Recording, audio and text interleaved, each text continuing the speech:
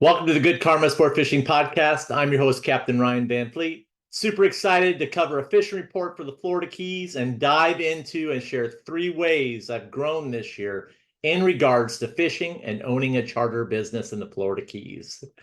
This is going to be juicy, so you're going to want to stick around till the very end. I got one word for you, and that's Eminem. I'm a big Eminem fan. I love it. I love the new album that he's got out. I still call it an album. But anyhow, but before we get started, do me a favor and hit the subscribe button. If you aren't already subscribed, and then hit that like button. Thank you guys. First, the fishing report. Okay, so I just finished up what I call the back to school special week. So the kids are going back to school. So what did I have going on out there? We just came off of that little storm that moved through the Gulf. I shouldn't say it was little. It did bring us a lot of wind and a little bit of rain down here.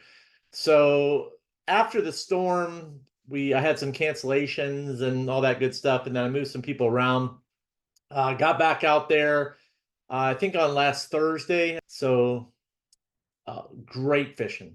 I stuck to bottom fishing, which most of my clients like to do this time of year, and we crushed them. Muttons up to 30 inches on all the trips. We got some beautiful red groupers as well. And the bite, I would say the bite was spectacular for August. Really good for us. And then one trip I had, we were doing some mutton snapper fishing, and one thing I want to mention you guys is that there's no boundaries on dolphin. And looking at satfish, before I went out, I was like, okay, here's what I got going on with the water quality and all that other good stuff. And then I stayed in a little closer, and we focused on mutton snappers and groupers again, and it was awesome. We anchored up, and I was literally covered up in schoolie dolphin all day. They were moving through. I had a surface bait out on the top, and it was getting smashed by schoolies. So we were having muttons on the bottom and schoolies on the top, and the spinning rods were all over the place. We had one time we were hooked up with 2 big muttons, and we were tripled up on dolphin on the top. So, and they just kept pouring through. No birds, none of that stuff. We were just sitting there, and they were just swimming up to us. So it was really good fishing, really good. And they were chewing. It's a little tricky this time of year, a little tricky with the muttons, a little tricky. So I had to pull some tomfoolery on them. And once I finally kind of figured out some patterns and stuff and some timing, and the bite was awesome. We had tables full of muttons on Thursday, and then Saturday it was an absolute crush.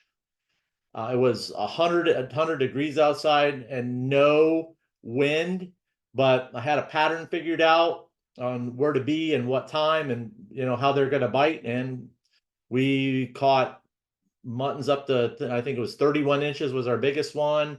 And then they kind of shut off, and then I bounced around a little bit, and we picked off a few 23-inch fish, and we caught a silver snapper, the old giant grunt, the Margate. And then we also caught a couple really nice big Vermilion snappers that were mixed in with the muttons. So, but it was a hell of a lot of fun, and the guys were super cool. So I'll be posting those images of what we caught and some videos and stuff on my Instagram account. So if you want to give me a follow on Instagram, it's Good Karma Sportfishing _FL Keys. And that's where I post all my, all the catches and stuff that I do. And I spread those out. So over time, we just got a lot of stuff going on at home. And, when we post, it's some good stuff so you can check out. So give me a follow there. Okay. So that was that. And I think I was on, Sunday we fished. Dolphin were back in close. Really good fishing, 240, something like that. We were dolphin fishing in there, mostly on the troll. No birds. We were running dink ballyhoos and sea witches, which I usually do this time of year because the fish are chasing flyers. Artificials this time of year, you can go out there and run some artificials. If you find birds, you might get lucky. But usually this time of year, I like to troll my sea witches, small dink ballyhoos. And even though it doesn't look like there's anything out there, there's not a lot of weed. So you really got to put your time in, as far as you really got to know where to do your homework. And a lot of guys are running past fish, and when they could be in close, and using the satellite fish, using the sat fish, you can really get dialed in on the SSTs and all that stuff. So I talk about that sat fish a lot because it is a great tool for me. So anyhow, okay. What else we got going on? Yeah, that's it. That was pretty much it. We had it was a great week, great way to close out the summer season. Um, and tables full of fish and some really good eats for the folks. So now I want to move into the 3 ways I've grown this year. And number 1 is just a really adapting and really understanding how to adapt to the weather. It's been absolutely crazy. The weather has been this year with the El Nino, and finally that when the El Nino left, the El Nino pushed out, and then in July we had some unstable weather, lots of wind, just a windy July. So it kind of moved fish around a little bit, and I saw some changes in how fish were biting. So I spent a lot of time just like trying to figure out how I'm gonna like adapt to this change. There was a ton of people out there fishing this year, fishing the bottom. So when that happens is that fish start seeing more, more baits, more lines, and anybody can go out there and catch them when they're spawning at night. Nighttime fishing is the easiest way to go out and catch fish. But I am not a nighttime fisherman, nor do I want to be out there at night at all, because of it's kind of changed out there a little bit. So anyhow, with that being said, I am just adapting and learning a little bit more and applying some new techniques. And I have to say that they're working, and I'm so happy, and I'm just continuing to work and try new things to get better. And change is good. Change is good. And comfort is the killer. Comfort is the killer. So it's not your grandfather's fishery anymore. And also too, it's a sharky world out there right now. It's like Sharknado every day, and you have to learn to adapt to that. So I fought it, and I fought it for years, and now I'm just like, I have to adapt and change, and I'm doing so. And I'm very happy that I just got over myself and am doing it. So also too, I've like learning more about like adapting to the different, what clients' needs are, what they're wanting to target, how to find a good balance there, how to communicate what's actually biting. So, and that's another thing, is that people may have something else in mind, but is it a really good thing to do? And it's not a really good thing sometimes just to go out there and troll for dolphin. It's really not. So, but on other days it is. So it's just making those decisions, and and a lot of people want to go deep dropping now, but there's a lot of closures out there right now. So there's really only a couple fish that you can catch. So, so I have to be really, I'm just really just brutally honest with people. And sometimes it's not what they want to hear, but then again, I'm going to tell you the honest truth about what's happening. And if people don't want to hear it, they usually go to somebody else who's going to tell them what they want to hear. And they usually end up having a miserable trip. So that's just how it goes. And then they call me. They call me and say, yep, you were right. So anyways, that's one thing. I'm just really like learning more and just spending a lot of time putting scenarios together, how I'm going to adapt out there on the water. So one good example is I'm working on this rig, and it's like it's a different, I'm not going to go over what rig it is, but I'm sharing the mistake that I made in the Good Karma rigging crew. So they're going to get to see the mistake. I'm like, yeah, they'll get to see the mistake, and they'll get to see the what I learned from the mistake in there, and they'll get to see the rig. So it's like I said, I'm not afraid to try something new, and I'm not afraid to show my mistakes either. So number 2 is personal life and work balance. Guys, being a full-time charter boat business owner and working, like, let's say for example the month of May, I'm booked the entire month of May, typically to go grouper fishing. And it's when you bottom fish every day, like I do, there's a difference between planer dragging and bottom fishing. And bottom fishing, to really do it correctly, that means is that when you get home at night, there's a lot of shit that needs to be fixed, especially now. This past season, we had a lot of sharks. So a lot of gear gets put through total hell, and you're spending a lot of time just making sure everything's ready for the next day. And you got to have it done, because like I said, if you don't and you try to cut corners, then that's when mistakes happen. You have to like take control of that stuff. Anything you can control, you do your best to do it. And then on the water, something happens, that you can't control. It is what it is. So I can't control the sharks, but what I can do is continuously work to move through it. But with that being said, when I come home, I've had some very frustrating days, and you get home, you're grouchy sometimes. You're like, you just sort of like, you want to vent. And I just like am learning that it's not healthy to do that, especially when you have somebody else involved in your life. And I didn't really realize that. And I know that in this world of charter fishing business, there's a lot of what's the word for it? There's some unhealthy environments out there at home, and a lot of guys that it's just different, because you're always like gone, you're always not there.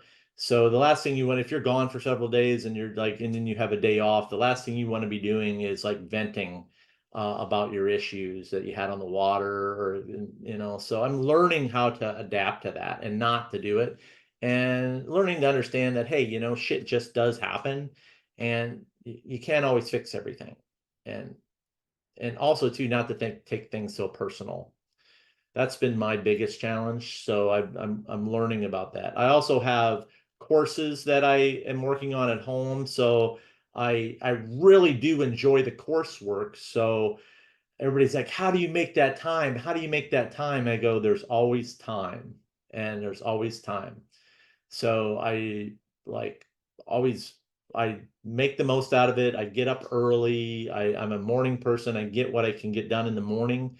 And then by the afternoon, I switch to tasks that are like, you don't really have to think too much about, like doing some rigging, respooling reels, just stuff like that. But while I'm doing that, I'm like always got the brain churning. I'm like not like thinking about, like, I'm letting ideas come to me. I'm sitting there at the spooling table. I'm letting things happen. And I'm just have learned how to do that.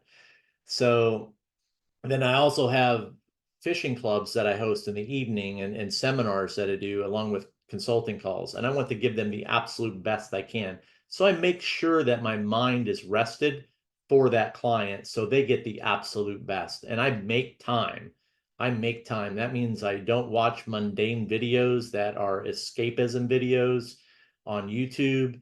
If I'm going to watch something, it's going to be something very educational that's going to like get my mind working and just get it fired up. So there's a difference between watching escapism and pretty stuff versus watching stuff that's educational, and you're really going to learn something that's going to, like, you might be able to make use of it in your personal time. So that's been my work-life balance. I really like try to focus on just being better, just being better at everything as far as in my personal life. And then when I'm relaxed and my mind's clear at home, that's when the ideas come to me. I stay off Melinda gets on me. It's like, stay off your phone. And she's right. She's right. You come home. Yeah, I used to come home and like sit on my phone. Like I remember the last couple of years, it was just like brutal. I'd come home, I'd scroll on my phone, look at funny shit just to try to, if I had a bad day or something like that, or if I was battling sharks or something, and client didn't understand that it was sharky and I couldn't get out of it. And then I come home, I just sit on my phone, I just would scroll, and it was very unhealthy for me, very. And I didn't realize what I was doing, to be honest with you guys. So I snapped out of it. So at least, I'm very lucky that I have a spouse that recognizes that and talks to me about it instead of ignores it. So, and she snapped me out of it. And yeah, from time to time, I still look at the funny shit because I like to watch my wrestling stuff and the WWE and keep up on all that shit because that's, something that really something I've always done since I was a kid. I'm not going to quit that. Watch wrestling and go fishing. That's what I do. So, but yeah, you can always make time. Always make time. And if you have a side hustle that you want to be, maybe you got something that you're working on that you really want to, if you're 9 to 5, and if you got something that you want to do on the side, and you're like, I don't have time to like do this when I get home because I'm tired. And I got to tell you what, when you get home from 9 to 5 and you got to just set some time for yourself and some boundaries, that means you got to get up super early before everybody else does and start looking at some things in your life, then I highly suggest it because, hey, I have to do it. I had to do it to be like, that's what you have to do. So, and no, you don't need to hire out somebody. No, you don't. I would like be very cautious about that as an entrepreneur, especially, I would be very cautious of that. So, um, but that's another podcast for another time. So, okay, number 3. This goes back to Eminem Dear Stan. Okay, Eminem Dear Stan.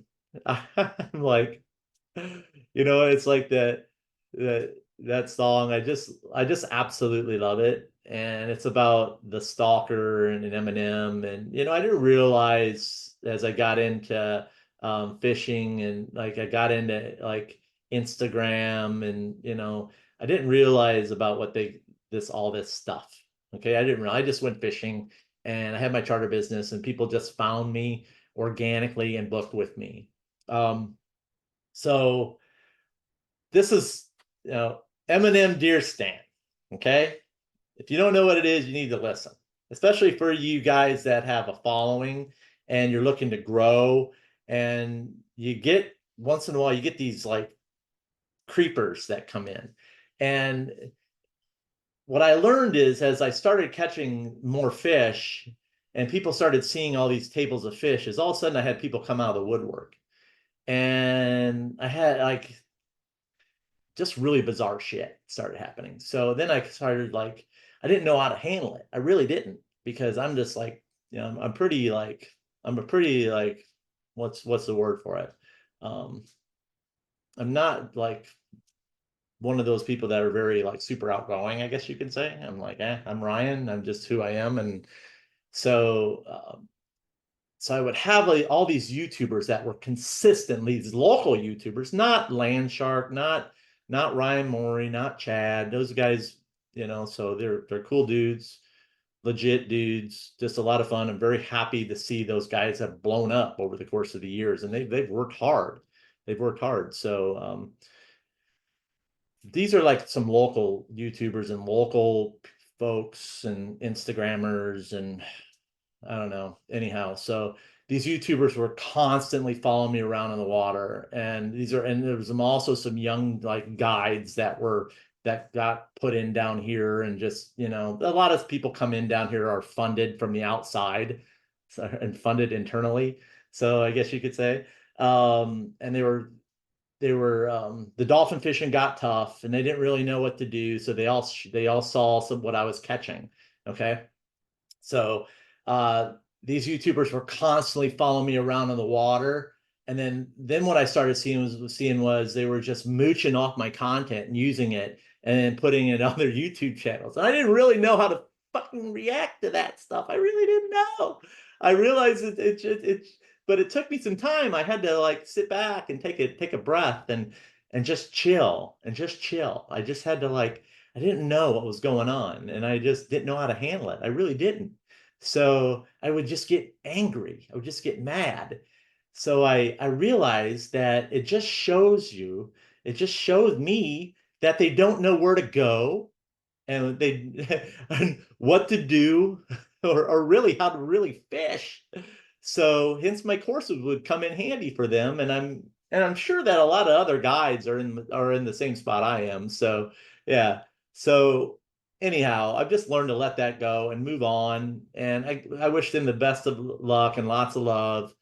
And quote Eminem, dear Stan. All right. So I want to close out this podcast today with I just want to say I've got a freebie in there called Conquer the Day, a mental mastery blueprint. Learn how I get ready for the day on all my charters, and I've got all the links in the show notes as well. Guys, that's all I got. And I just want you guys to remember that I own and operate Good Karma Sport Fishing along with my wife, Melinda Van Fleet. And the videos that I put out, they're not going to be fancy, but I appreciate you all for being here. So if you got something out of this video, please like and subscribe. And remember, anytime you're fishing, it's all good.